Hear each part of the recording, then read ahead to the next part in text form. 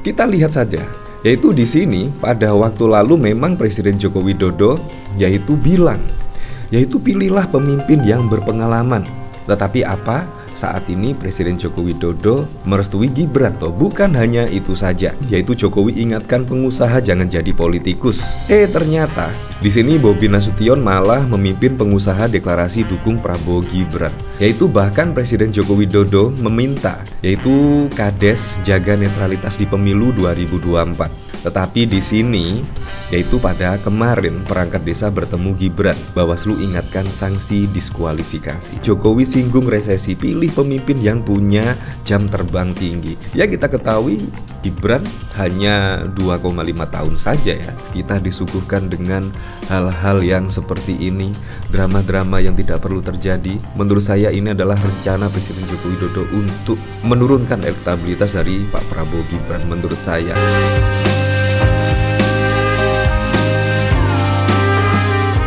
Nah, kadang-kadang saya berpikir ya, yaitu manuver dari Presiden Joko Widodo. Biasanya itu Presiden Joko Widodo sangat halus. Misalkan mau bermanuver, itu pun juga masyarakat tidak menyadarinya. Tetapi kali ini begitu kasar, begitu brutal. Bahkan di sini secara terang-terangan, yaitu Presiden Joko Widodo menurut saya permainannya sudah tidak halus seperti dahulu kala. Apakah Presiden Joko Widodo berubah total? Ya, kalau saya berpikir di sini, ini kemungkinan skenario untuk menjatuhkan Pak Prabowo Subianto, yaitu untuk menjerumuskan Pak Prabowo Subianto. Apalagi kalau kita ketahui ya, di sini itu ternyata ada cerita, yaitu Pak Prabowo itu sampai 7 kali, yaitu meminang Gibran yang terhalang restu dari Presiden Joko Widodo. Dan akhirnya setelah dipinang sampai 7 kali, akhirnya mendapatkan restu dari Presiden Joko Widodo. Kalau kita lihat Presiden Joko Widodo, bahkan menurut saya sih omongannya saat ini menurut saya sangat terbanding terbalik atau 180 derajat. Kita lihat saja, yaitu di sini pada waktu lalu memang Presiden Joko Widodo yaitu pilihlah pemimpin yang berpengalaman.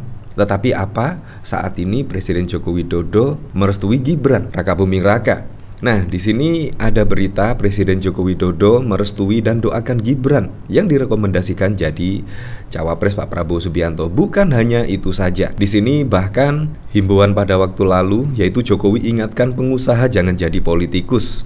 Komentar malah keliru. Ternyata di sini Bobi Nasution malah memimpin pengusaha deklarasi dukung Prabowo Gibran. Di sini sungguh sudah terang-terangan. Di sini menurut saya sudah vulgar. Biasanya Presiden Joko Widodo itu sangat semut, sangat halus manuver politik-politiknya, tetapi kali ini secara vulgar dan juga terang-terangan. Entah di sini maksudnya apa?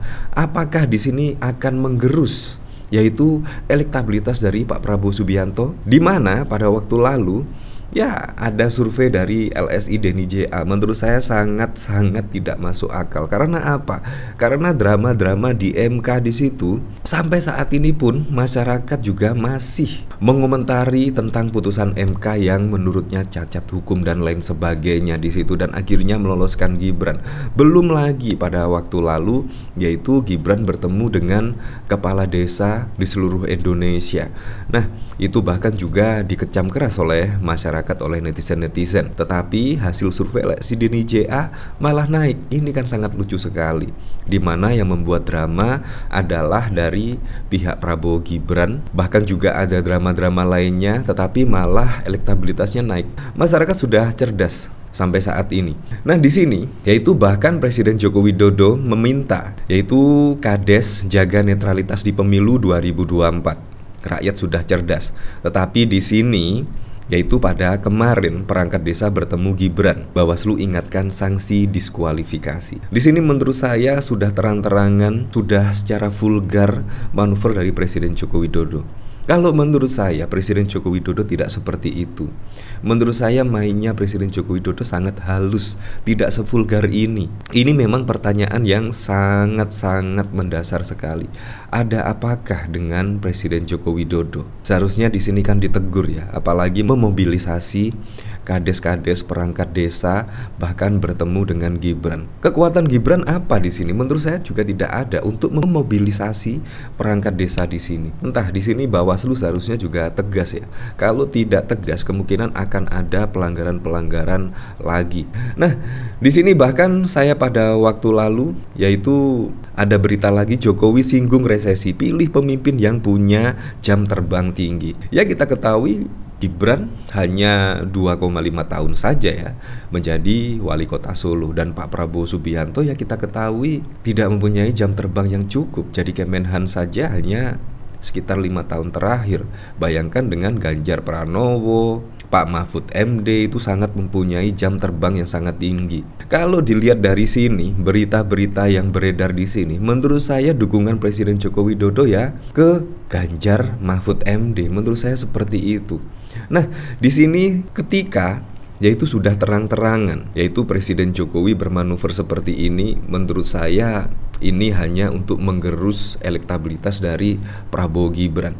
Apalagi pada waktu lalu ya saya masih percaya betul lah, yaitu survei dari Carta Politika itu menunjukkan elektabilitas Pak Prabowo setelah mendeklarasikan Gibran di sini, yaitu elektabilitas Pak Prabowo menurunnya itu tipis. Bukan seperti saat ini dari survei LSI Denny JA, yaitu bahkan menempatkan Ganjar yaitu di bawah Prabowo jauh, yaitu mendapatkan 28% dan Pak Prabowo Subianto mendapatkan 40%. Menurut saya itu survei yang sangat tidak masuk akal.